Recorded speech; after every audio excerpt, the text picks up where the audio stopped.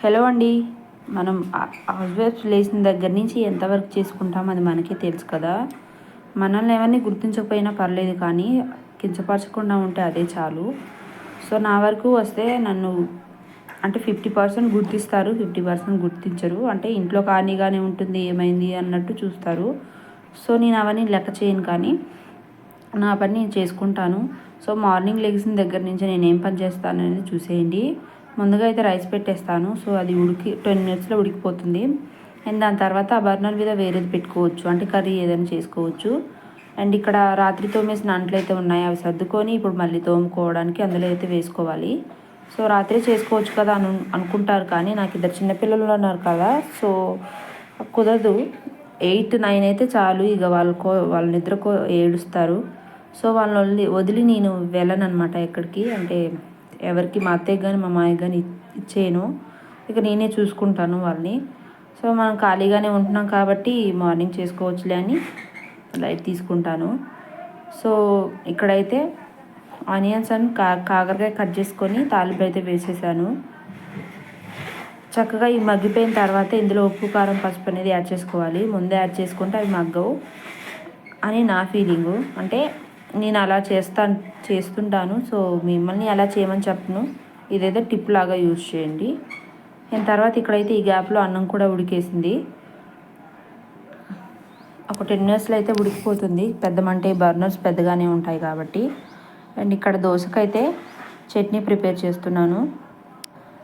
And మేము tiffins రెగ్యులర్గానే వేసుకుంటాం కాబట్టి చట్నీ స్టోర్ చేసుకోవచ్చు, కానీ మాకు ఫ్రిడ్జ్ లేదు అని చెప్పేసి రోజు ఎప్పటికప్పుడు కానీ చేసుకుంటాము. ఈ కొంచెం క్వాంటిటీనే కాబట్టి పెద్దగా పని ఉండదు. అండ్ ఇవైతే వేయించుకున్న తర్వాత నెక్స్ట్ పచ్చిమిర్చి కూడా యాడ్ చేసుకొని పక్కన పెట్టేస్తాను.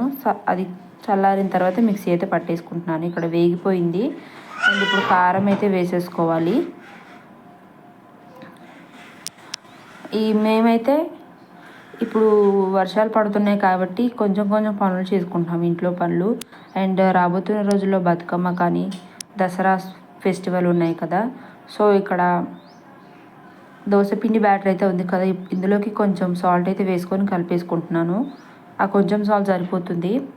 అండ్ షుగర్ కూడా వేసుకోవచ్చు కొంతమంది. నేనైతే అంతకుముందు వేసేదాన్ని, ఇప్పుడైతే వేయట్లేదు. అదే ఫ్లేవర్ వస్తుంది అంటున్నారు ఇంట్లో వాళ్ళు. సో షుగర్ అనేది స్కిప్ చేస్తున్నాను.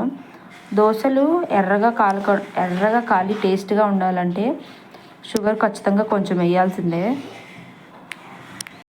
ముందుగా అయితే మా హస్బెండ్కి వేసిస్తున్నాను. ఒక 3 వరకు తింటారు అతను. ఈరోజు బుధవారం కాబట్టి ఎగ్ దోశ అలాంటివి ఏమీ వేసుకోము. నేను తప్ప అందరు తింటారు కానీ నేను వేయడానికి ఇష్టపడను. అండ్ తర్వాత పిల్లలు ఉన్నారు కానీ అస్సలు తినరు. ఇప్పుడు నేను తినిపెట్టాలి. తర్వాత నేను ఫేస్ వాష్ చేసుకున్న తర్వాత వాళ్ళకి తినిపెట్టాలి. ఈ గ్యాప్లో అంట్లు కూడా తోమేశాను. సో కౌంటర్ టాప్ అంతా క్లీన్ చేసుకున్నాను. సో ఇలా ఖాళీ దొరుకుతున్నప్పుడు కూడా చిన్న చిన్న పనులు, ఇల్లు ఊడవడం కానీ ఇలాంటివి చేస్తుంటాను. అండ్ మోరోవర్ నాకు 9, 10 వరకు అసలు ఖాళీ అనేది ఉండదన్నమాట. తర్వాత ఖాళీగానే ఉంటాను. కొంచెం మధ్యాహ్నం కూడా అలా పడుకోవచ్చు. కానీ ఈ 10 డేస్లలో ఏమైందంటే తిరుపతి వెళ్తున్నాం మేము. సో ఇల్లంతా కొంచెం కొంచెంగా క్లీన్ చేసుకుంటున్నాము. అండ్ వెదర్ కూడా చాలా చల్లగా ఉంటుంది. ఎప్పుడు వర్షం పడుతుందో కూడా అర్థం కావట్లేదు కాబట్టి ఇక్కడైతే క్యారేజీ కూడా కట్టేస్తున్నాను. సో మా హస్బెండ్ 7 కల్లా వెళ్ళాలి మా పొలంలోకే. అండ్ మొక్కజొన్న పత్తి వేసాం కాబట్టి కోతులు ఎక్కువగా వస్తుంటాయి. సో కాపలాగా వెళ్తుంటాడు. అండ్ తర్వాత మా మాయ కూడా వెళ్తాడు. నేను టిఫిన్ చేసే టైంకి 8 అయితే అవుతుంది. నేను 5:30కి 5కి లేస్తే నేను టిఫిన్ చేసే టైం అయితే 8 అయింది. సో చూడండి ఎంత పని ఉంటుందో. అండ్ మార్నింగ్ తర్వాత ఒక 9కి అలా ఇవన్నీ బయటేసాము రుద్దుకోవడానికి. సో తిరుమల వెళ్తున్నాము మేము, మా బాబు అన్నప్రాసనకి. సో ఆ వీడియోలు కూడా పెడుతుంటాను, లైక్ చేయండి. అండ్ తర్వాత నేను ఒక్కొక్కటిగా రుద్దిస్తుంటే మా అత్తయ్య మాత్రం ఆ మంచాల మీద తూడ్చి పెడుతున్నారనమాట ఎండడానికి. సో అప్పటికప్పుడు రుద్దుకునేవి కాబట్టి ఎండితేనే బాగుంటాయి ఇవి, అంటే మచ్చలు పడకుండా ఈ శీలం రాకుండా ఉంటాయి. అండ్ చాలా వరకు ఇవి మేము వాడని వస్తువులు కూడా చాలా ఉన్నాయి ఇందులో. అండ్ తెలుగు వాళ్ళంటేనే ఇంత వాడని వస్తువులన్నీ పక్కన పెట్టేస్తారు.